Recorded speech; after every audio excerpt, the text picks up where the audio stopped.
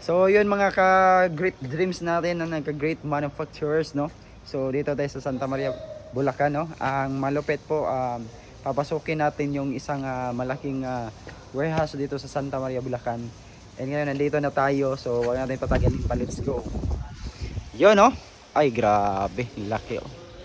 Laki yan. So pasok tayo dito. Wow, daming machine, no. No? So ito pala by the way sa DOST. Oh, yun pa, napakalaking kumpanya po to, yung sa DOST. Dito pala sila nagpapagawa, no? Yung sa mga bigas, yung papamigay lang na bigas na gobyerno, no? And ito pala, mayroon din ditong Honda. Oh, yung makikita niyo, oh. So dito pala nagpapagawa yung Honda na malaking kumpanya. So dito yung mga foil, mga plastic. At least nalaman natin, no, dito pala sila nagpapagawa. So makikita nyo yung machine na yan, no, hindi basta-basta yan, nasa mga millions yan, no. And ito naman sulit yung galawan dito. So at dito din meron din tayong sa Suzuki. So isa sa malaking kumpanya, dito pala yung nagpapagawa sila ng plastic. Ito pala yung mga plastic na pinaikot nila. Yan, no?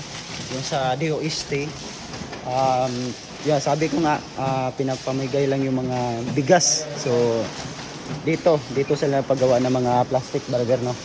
Okay, so at least makikita nyo. And itong machine naman to, papaikutin siya hanggang pababa dito. Dito naman yung plastic, okay, yung sa Honda. Yan, makikita nyo yan. Saka dito siya itatap dito sa kabila. Yan. Tapos yung mga letra diyan ipapasok, naka-indicate yan. Pinakita nyo para hindi malaman, no? Honda yan. Yan, sinicheck yan. Okay, so dito naman tayo sa kabila kung saan yung ibang nagpapagawa, no? So ito, malakas to yung foil. So ito yung print lamination. So dito nilalaminate yung mga gawain nila, lalo na nung pinakamalaking online business na direct selling coffee. Ayan, so hindi ko lang ibanggit. So tignan nyo na lang sa video. Ayan, pinaikot sa laki ng machine, grabe, lupit lamination. So dito pala, ito yung foil, tawag nito, ito yung foil, tapos ilalaminate siya, ipaikot mo sa taas hanggang doon, hanggang papunta dito.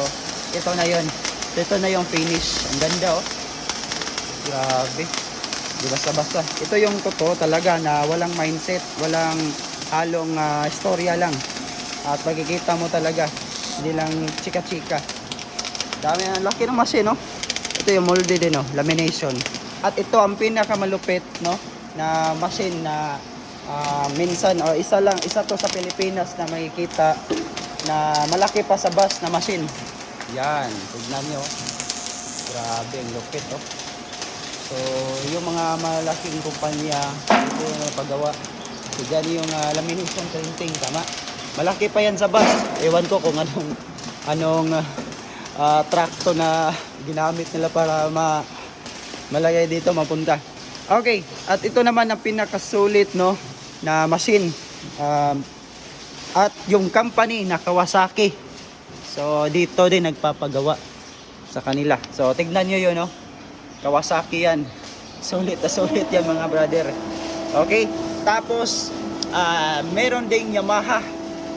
Oh, grabe, dito pala yung Yamaha papagawa. Yung mga sikat na mga motor, no, Kawasaki, Yamaha, Honda. So dito pala sila papagawa ng plastic. Okay? At ang sulit na sulit naman ay yung cutting, doon nakagaling. Tapos na rin. At saka makikita nyo, ang sobrang dami machine. So naka 0.5 po yan para makita nyo lahat yung mga machine na tumatakbo dito sa ating manufacturing sa Santa Maria, Bulacan. Ibalik ko lang, iwan ko kung anong ginamit nilang sasakyan dito, no? Malaki pa to sa bus. Hindi ko 0.5, yan, no? Laki pa sa bus. Okay? So, yun lang po mga ka-great dreams natin, no? sobrang solid po ng ating manufacturing dito sa Santa Maria, Bulacan. Hindi basta-basta po pag ganitong sistema. So millions, billions po yung negosyo. So, yun lang po. At saka ito po yung CEO o may-ari, chairman ng company po ng manufacturing. Kausapin po natin. Hello po, welcome po kayo dito sa ating printing plant sa Santa Maria, Bulacan, Tobera Industrial Compound. Yan po yung mga machine natin, sa atin po yan lahat. Yan po, pati yung nasa labas po, yan po yung pinagkatiwala sa atin ng Panginoon. Kaya magagamit po natin to sa ating negosyo.